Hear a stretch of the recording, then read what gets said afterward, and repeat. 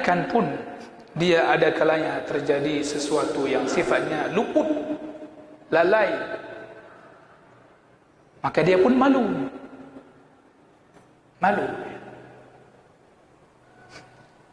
Ketika dia malu, maka kesalahan tadi, dosa tadi menjadi mengecil. Kerana dia punya malu, rasa malu pada Allah, luput dia salah, malu, malai Allah Ta'ala, ya Allah, ampun dia syaitan, karuh lepakan lagi, sudah saya melakukan begini dan begitu. Maka sebagian para ulama mengatakan dosa kecil itu ada kalanya menjadi besar ketika dosa kecil itu dilakukan secara terang-terangan. Ketika orang melakukan secara belak-belakan dan bahkan bangga dengan kemaksiatan, kan dosa kecil. Ya. Dan bahkan ada kalanya dosa yang dilakukan oleh seseorang yang secara tertutup dan dia malu sekali. Dia tahu Allah ini melihatnya. Bisa jadi karena dengan malunya dia, menyesalnya dia, dosa ini menjadi nilainya kecil. Hadirin yang saya muliakan, kenapa? Dalam kondisi ini dia bukanlah orang yang sembrono, bukan orang yang dengan senang hati, suka hati dia melakukan dosa tersebut, tapi karena kekurangannya, kelemahannya. Maka dengan itu dia diharapkan kebaikan. Hadirin berbahagia, Nabi SAW mengatakan akan hal ini, kullu ummati mu'afan illa al-mujahirin. Semua umatku itu diampuni, dimaafkan, kecuali mereka yang mujahirin, yang terang-terangan, yang belak-belakan, terus terang menampakkan perbuatan dosanya ke hadapan orang lain. Wa inna minal mujaharati ay ya'mala ar-rajulu bil-laili 'amalan. Di antara bentuk mujaharah, terang-terangan dalam berbuat maksiat adalah seseorang yang berbuat sebuah perbuatan dosa di malam hari, yang mana Allah Subhanahu wa ta'ala telah menutup aibnya, orang lain tidak tahu. Kemudian di pagi harinya dia mengatakan kepada orang lain, wahai fulan, amiltul barihata kada wa kada, semalam aku telah melakukan perbuatan ini dan itu dan itu. Padahal dia semalam suntuk, sudah tidur dalam keadaan Allah tutup aib dia. Tidakkah hari ini kita perhatikan betapa banyak orang yang dibongkar aibnya di hadapan masyarakat yang begitu banyak, di hadapan manusia yang begitu banyak, dan tersebar melalui media-media. Tidakkah kita bersyukur kepada Allah Subhanahu wa ta'ala atas seringnya kita berbuat dosa kepada Allah Subhanahu wa ta'ala, namun Allah masih menutup aib kita? Siapa di antara kita yang tidak ada maksiat? Maksiat mata, maksiat telinga, maksiat kita melakukan perbuatan-perbuatan dosa yang Allah tutup sehingga orang lain tidak tahu, bahkan orang terdekat yang kita pun tidak tahu. Tidakkah kita mengambil ibrah, pelajaran betapa banyak hamba Allah yang hari ini mereka kemaksiatannya menjadi hal yang memalukan keluarganya, memalukan orang kampungnya. Allah buka aibnya.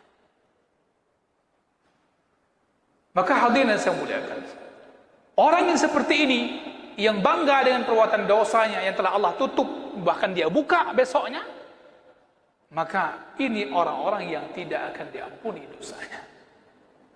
Kalau yang tadi dia berdosa dan dia bertobat kepada Allah, dia tidak mengatakan kepada orang lain, tidak terang-terangan, ini peluang untuk diampunkan dosanya sehingga orang ini menjadi lebih baik. Hadirin berbahagia, maka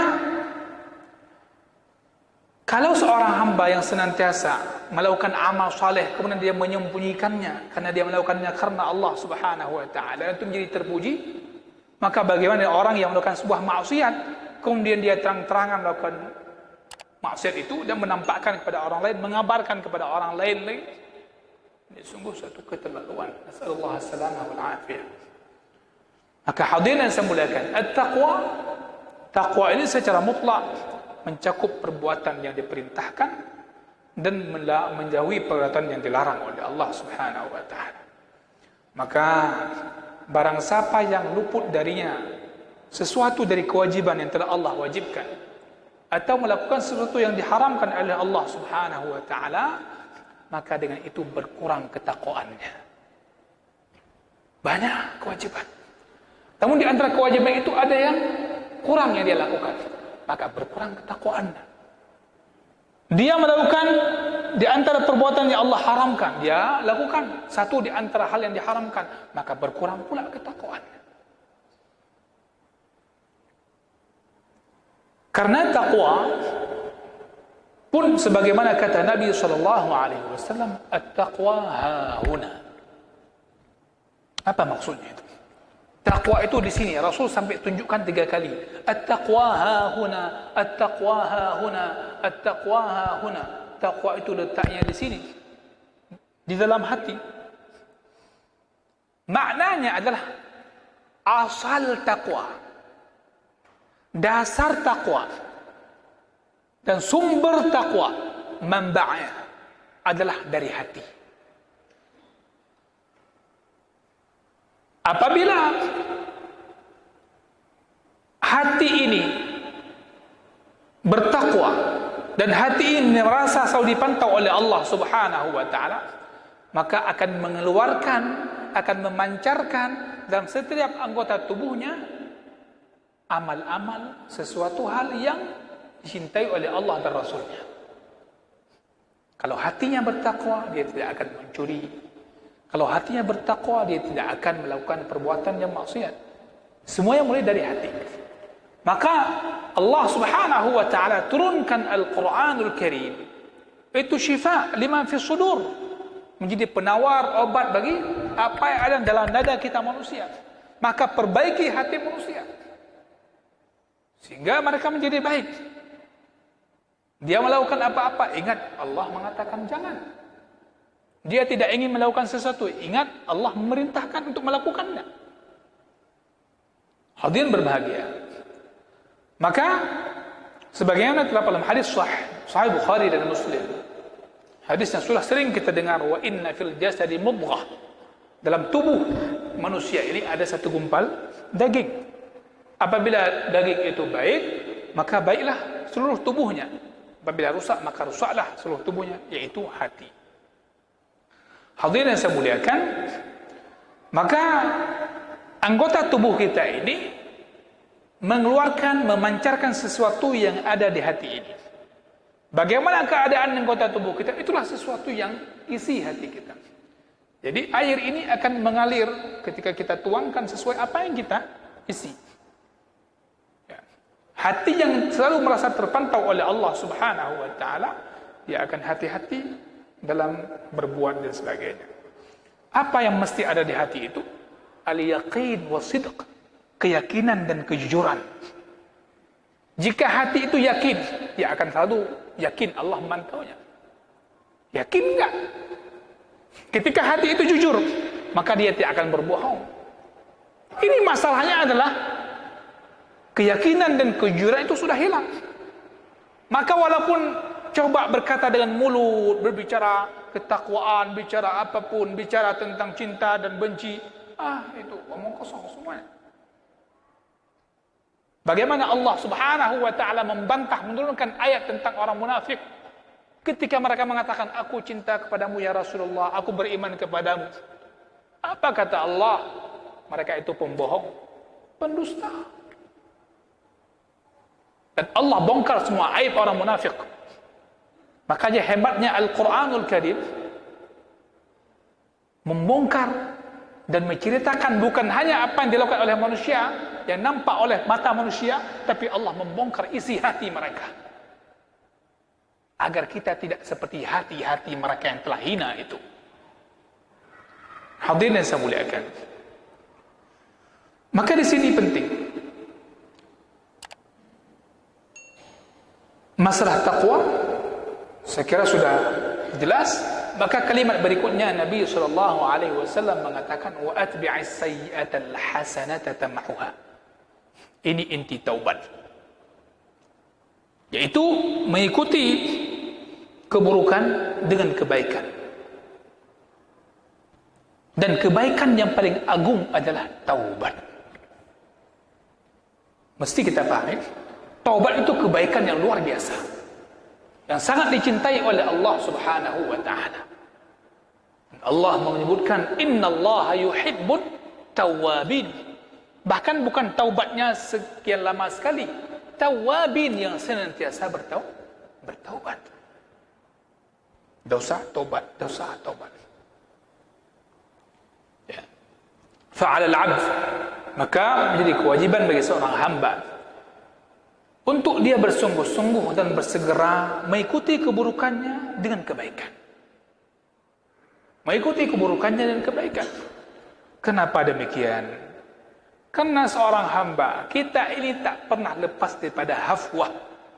La yakhlu min hafwatin. Apa makna hafwah? Hafwah adalah zallah, khata, kesalahan, kekeliruan.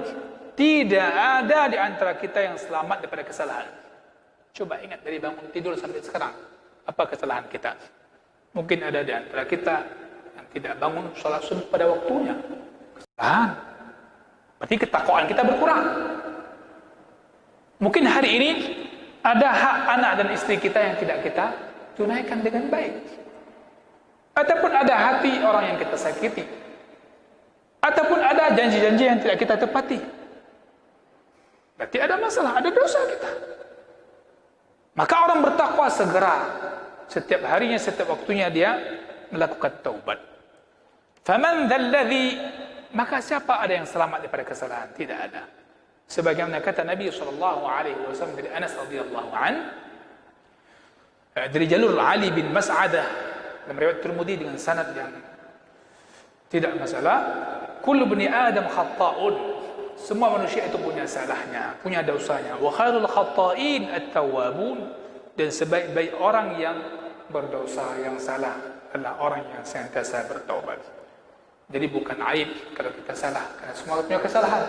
Yang menjadi aib kalau kita enggak mau bertaubat pada Allah Subhanahu wa taala, berikan kita kesempatan untuk bertaubat. Hadirin yang saya muliakan, maka ini luar biasa, mencakup segala kesalahan. Maka mereka at-tawwabun, orang yang senantiasa bertaubat adalah yang bersegera bertaubat tanpa angan-angan, bila taswif, nanti. Tak pubih bah 3 dah syahr dia. Tidak nanti. Tidak. Ya, sedikit lagi.